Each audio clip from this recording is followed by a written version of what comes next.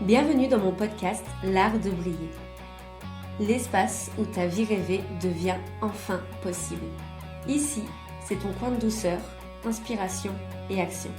Je m'appelle Chloé, coach du bien-être et lifestyle, et je suis là pour t'aider toi, jeune femme multipotentielle, à créer une vie qui te ressemble vraiment. Une vie dans laquelle tu t'épanouis pleinement, où chaque projet, chaque passion trouve sa place. On va parler organisation, équilibre mental et comment suivre toutes tes envies sans t'épuiser. Je te partagerai mes meilleurs conseils, des astuces concrètes et bien sûr un maximum de good vibes. Ensemble, on va briser les barrières, arrêter de culpabiliser et faire de ton quotidien un espace de création et d'épanouissement. Tu es prête à transformer ta vie ? Alors installe-toi confortablement et prépare-toi à recevoir tout ce dont tu as besoin pour enfin vivre selon tes règles. Abonne-toi et laisse-moi t'accompagner dans cette belle aventure.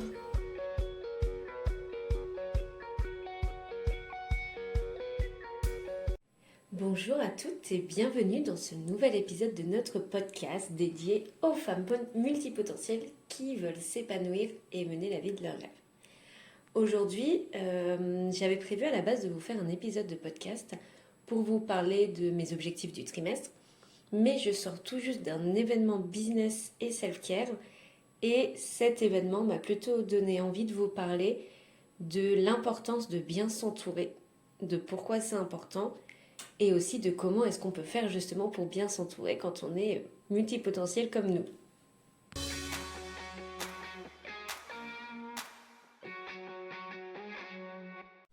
Alors comme je disais dans l'intro, je sors tout juste au moment où j'enregistre ce podcast, donc on est le 16 septembre, d'un événement Business et Self-Care qui a été organisé par Lorena de Une Comme Badass et de Irina Sambuccini, j'espère que je n'écorche pas ton prénom, Irina, enfin ton nom de famille, dont je mettrai bien sûr en bio les liens vers les réseaux sociaux. Et donc cet événement, j'y suis allée avec beaucoup d'appréhension parce que de base, je ne suis pas quelqu'un qui fait ce genre d'événement. Je suis assez réservée, même si quand on me connaît, je suis plutôt extravertie. Mais dans ce fameux événement, j'ai rencontré d'autres jeunes femmes, ou moins jeunes femmes, peu importe, j'ai rencontré d'autres femmes qui ont chacune leur business. Et ça a été tellement incroyable pour moi d'être avec ces femmes, de parler business, mais aussi de self-care, de pouvoir échanger des anecdotes, de pouvoir échanger des conseils sur justement ce que c'est d'être une femme dans le business, d'avoir son propre business. J'ai pu du coup rencontrer aussi d'autres multipotentiels, ce qui va de soi. Et donc vraiment ça m'a donné envie de vous parler de ça parce que quand on est multipotentiel, souvent on a du mal à trouver des personnes qui voient les choses comme nous et très souvent on n'est pas comprise. Du coup, si tu as 1000 passions, 1000 projets, tu sais à quel point l'entourage, ça peut avoir un impact sur ta vie. Mais malheureusement, on n'a pas toujours le choix de notre entourage, ou plutôt si, on a toujours le choix de son entourage, mais c'est pas toujours facile de justement décider qui sera dans notre entourage. Du coup, pourquoi est-ce que c'est crucial de bien s'entourer ? Alors déjà, il faut savoir que l'influence de l'entourage est très importante sur la confiance en soi. Ton entourage, ce sont les personnes avec qui tu partages tes idées, avec tes rêves, avec tes moments de doute. Ils ont une influence directe sur ta confiance en toi. Je ne sais plus qui disait ça, mais il me semble que c'est un psychologue qui disait que nous sommes le reflet des 10 personnes les plus proches de nous. Parce que les 10 personnes les plus proches de nous se reflètent sur nous et nous, on se reflète sur eux. Et donc, si tu es entouré de personnes qui te soutiennent, qui croient en toi et qui te motivent à aller plus loin, tu vas naturellement avoir plus d'assurance dans ce que tu fais. Et l'énergie que ces personnes dégagent, tu les absorbes. Donc l'énergie des personnes autour de toi peut te booster ou te tirer vers le bas. Qui n'a jamais été avec une personne, un ami, un collègue, un patron, un amoureux, une amoureuse, la famille, un frère, une sœur, peu importe, quelqu'un qui broyait du noir. Oui, et il m'est arrivé ça aujourd'hui, et il m'arrive que des merdes, et de toute façon j'y arriverai jamais dans la vie, et moi je ne suis pas née riche, du coup je n'arriverai pas à faire ça. Franchement, je sais pas vous, mais moi ces gens-là, personnellement, mais ils me gavent, désolé du terme, mais ils me gavent parce que du coup ils me pompent toute mon énergie, et moi qui étais dans une vibration assez haute, je me retrouve tout en bas, tout en bas, tout en bas, et j'absorbe. Je suis vraiment une éponge. Je pense que c'est assez prégnant chez les multipotentiels d'être une éponge à émotions comme ça. Mais du coup, voilà, être entouré de personnes négatives ou qui ne comprennent pas ta vision peut étouffer ta confiance en toi, ta créativité, et ils vont t'empêcher d'avancer. À l'inverse, quand tu es avec des personnes qui partagent tes valeurs et qui t'encouragent, ça va te donner l'énergie pour continuer. Et puis, un réseau de soutien émotionnel, c'est pratique dans les moments difficiles. On sait qu'ils arrivent souvent, surtout quand on jongle dans plusieurs projets, parce que c'est dur. Quand on veut vraiment aller à fond dans un projet, c'est difficile. Et donc, quand on est justement dans ces moments difficiles, c'est ton entourage qui va te soutenir, qui va te donner des conseils ou simplement qui va être là pour t'écouter. Donc avoir un bon réseau, ça peut faire toute la différence. Vraiment. Moi, je vois la différence déjà. En fait, dans mon entourage, je n'ai pas beaucoup d'entrepreneurs et je n'ai pas du tout de multipotentiel dans mon entourage vraiment proche. Et depuis toute petite, on me dit que je suis bizarre. J'ai subi du harcèlement scolaire quand j'étais gamine parce que les gens ne me comprenaient pas. J'étais la petite fille bizarre au coin de la récréation qui lisait et qui voulait pas forcément jouer à la poupée et tout ça. Puis j'ai été pareil, la collégienne qui lisait beaucoup, qui n'était pas forcément super intéressée dans le shopping ou dans ce genre de choses et qui était pas qui était habillée tout en noir, voilà. Et puis au lycée, ça s'est un peu calmé et puis à l'université, bon, une fois que tu arrives à l'université, souvent comment dire, les gens s'en foutent un petit peu de ce que tu fais, de qui tu es. Donc ça a été beaucoup mieux. Mais j'ai toujours été quelqu'un de qualifié de bizarre. On m'a même souvent qualifié comme quoi j'étais une mamie parce que j'aime bien tricoter, parce que j'aime bien me mettre devant des films, des films de Noël surtout. Là, ça va bientôt être la période, on le sait très bien, ça arrive très tôt les films de Noël, donc voilà, ça va vite reprendre. Et puis je suis quelqu'un qui n'aime pas forcément beaucoup sortir le soir. Je suis quelqu'un qui a besoin de beaucoup de repos, que ce soit physique, mental, spirituel, donc forcément les gens me traitaient de mamie, me disaient que j'étais bizarre, que je ne vivais pas ma jeunesse. Et lors de cet événement, ça m'a fait un électrochoc de voir qu'en fait, je n'étais pas la seule bizarre, entre guillemets, qu'on a tous nos parties bizarres et qu'il suffit juste de bien s'entourer. D'ailleurs, on a même fait un vision board et dans celui-là, j'ai trouvé un magnifique autocollant qui disait Read books, donc lis des livres, Be kind, sois gentil, and stay weird, reste bizarre. Et oui, je pense que ce que les gens prennent pour du bizarre et ce que j'ai longtemps considéré comme du bizarre, c'est juste moi en fait, et c'est juste que comme je n'ai pas de reflet d'autres personnes comme moi, forcément, tout ce qui est un peu différent, ça gêne et ça pose question. Mais du coup, voilà, je vous parle de l'entourage, surtout au niveau business et tout ça, mais je trouve que bien s'entourer, c'est tout à fait crucial, mais encore plus quand on est multipotentiel. Parce que la multiplicité de nos projets nécessite un besoin de soutien qui est diversifié. Et quand on est multipotentiel, on n'a pas un seul chemin qui est tracé. Tu as plusieurs centres d'intérêt, plusieurs carrières parfois, et chacun de ces domaines peut nécessiter un soutien différent. Un projet créatif aura besoin d'encouragement artistique, un projet entrepreneurial de conseil stratégique. L'entourage doit être capable de s'adapter à cette diversité. Et ça, c'est un atout. Moi, je sais que quelque chose qui faisait aussi beaucoup parler de moi, c'est que je n'avais pas forcément un noyau de groupe d'amis très précis. Et donc, je papillonnais un peu de groupe en groupe, et puis j'allais voir en fait les personnes qui s'intéressaient au même sujet que moi au même moment. Et donc, certains me trouvaient très inconstante, mais en fait, c'est juste une force parce que quand tu sais justement à quel moment tu peux aller voir telle personne pour tel besoin, que tu peux aller voir telle personne parce qu'elle sait te conseiller. Par exemple, je vais vous donner des exemples très concrets, mais si j'ai besoin de me renseigner au niveau entrepreneurial et d'avoir un boost au niveau entrepreneurial, je vais voir The Bee Boost. Si j'ai besoin plutôt de faire de l'impact sur moi, du développement personnel, j'adore écouter Chloé Bloom par exemple. Si je veux, je sais pas moi, du money mindset par exemple, que j'ai besoin de me mettre sur mon money mindset, je vais voir Madame Manifestation.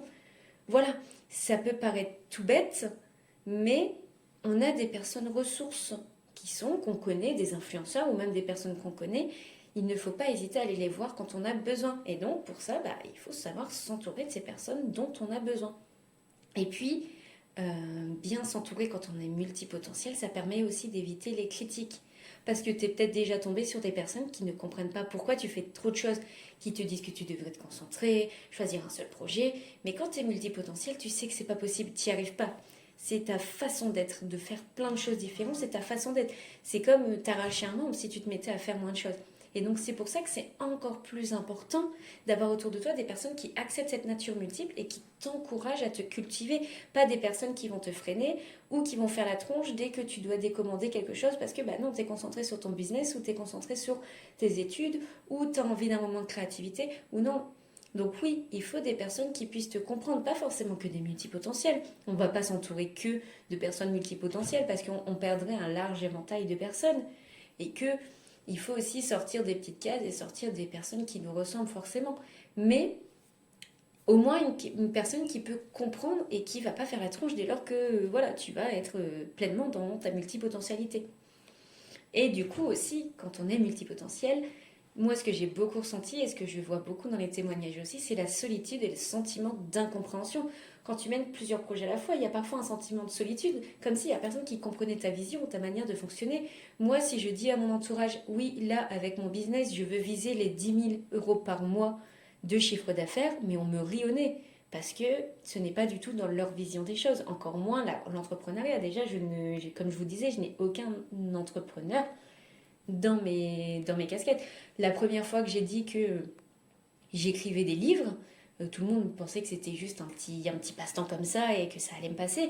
Et quand j'ai signé mes premiers contrats, les gens étaient étonnés. Certains se sont retrouvés réticents, disant que c'était pas un vrai métier. Et voilà. Et effectivement, ça met un coup au moral de savoir qu'il y a personne qui comprend. Et donc, oui, il y a ce sentiment d'incompréhension et de solitude, comme s'il n'y a personne qui comprenait ta vision, ta manière de fonctionner. Avoir des gens qui partagent cette mentalité, qui voient le potentiel en toi-même quand tu doutes, c'est vital. Ces personnes te rappellent pourquoi tu fais tout ça, même dans les moments de fatigue. Je peux vous donner aussi un autre exemple. Moi, j'ai vu le documentaire de Inoxtag, Kaizen, qui est vraiment incroyable et je trouve qu'il véhicule des notions mais tellement importantes sur le fait de croire en soi, sur le fait de ne pas écouter les autres. Je trouve ça dingue. Et vraiment, je vous invite très vivement à aller voir ce documentaire. Mais du coup, voilà. Donc maintenant qu'on sait un petit peu pourquoi c'est aussi important de s'entourer, comment est-ce qu'on sait si on est bien entouré? Parce que c'est vrai que quand on joue l'affectif et l'amour, des fois c'est un peu compliqué de se rendre compte que là, on n'est pas forcément très bien entouré et qu'il faudrait se poser des questions. Du coup, déjà, tu peux te poser cette question-là.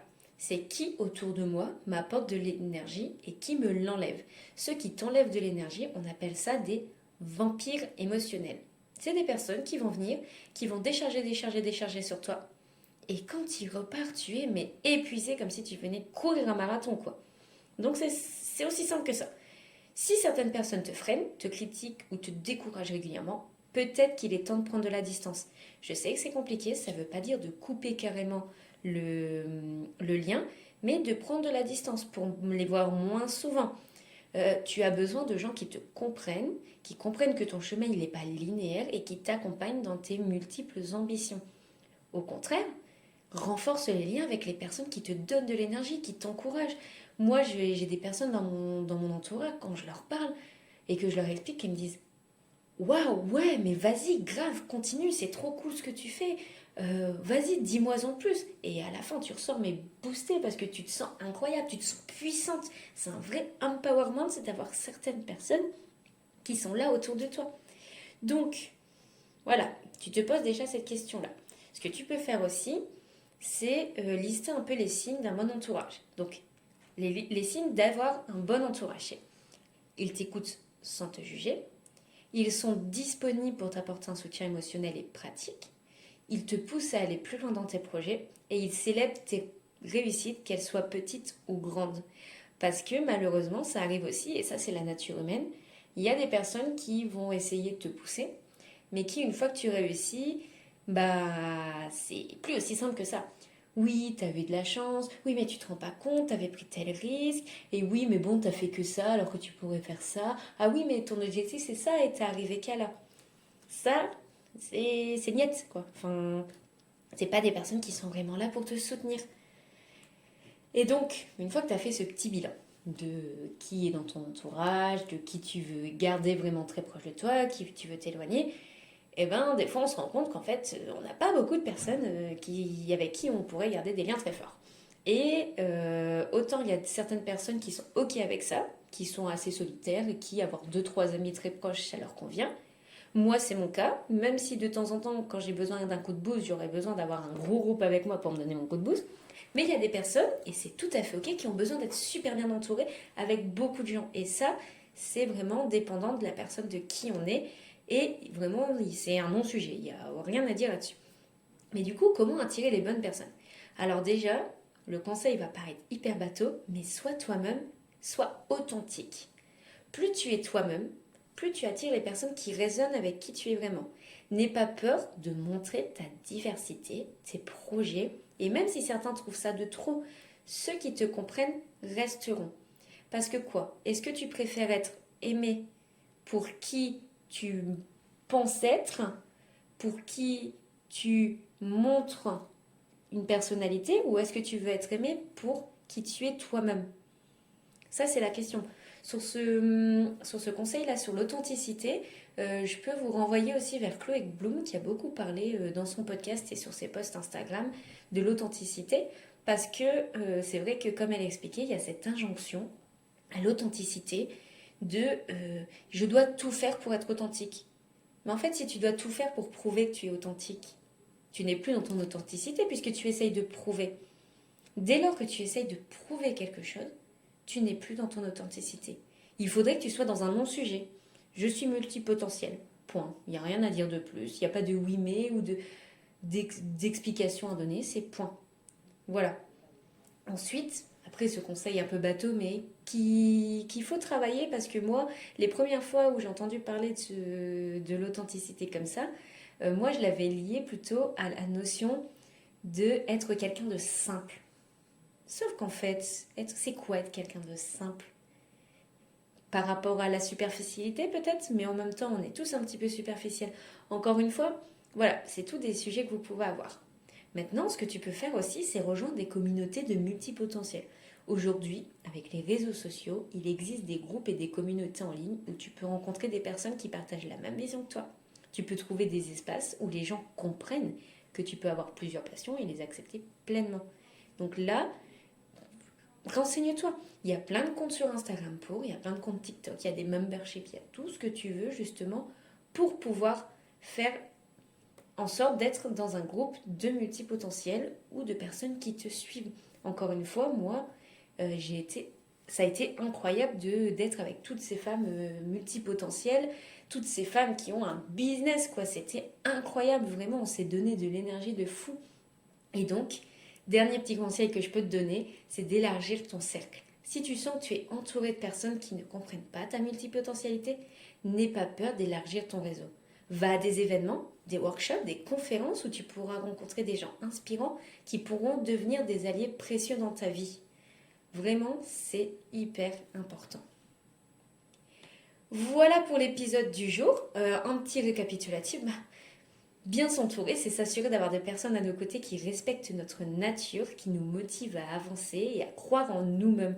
Pour une femme multipotentielle, c'est encore plus crucial, car notre parcours est unique et il nécessite des soutiens adaptés, que ce soit des amis, des collègues ou des mentors. Il est essentiel de bien choisir ces personnes. Et moi, je serais ravie de t'avoir dans ma communauté sur Chloé Exceptionnelle, parce que justement, t'avoir en commentaire pour pouvoir se booster les unes les autres, c'est vraiment ce pourquoi je fais ce travail et ce pourquoi j'ai ouvert ce compte Chloé Exceptionnelle. Voilà, donc dans le prochain épisode, on parlera du coup, si tout va bien et que j'ai pas décidé de changer de sujet comme la bonne multipotentielle que je suis, on parlera de mes objectifs du trimestre. Je te dis à très vite et prends soin de toi.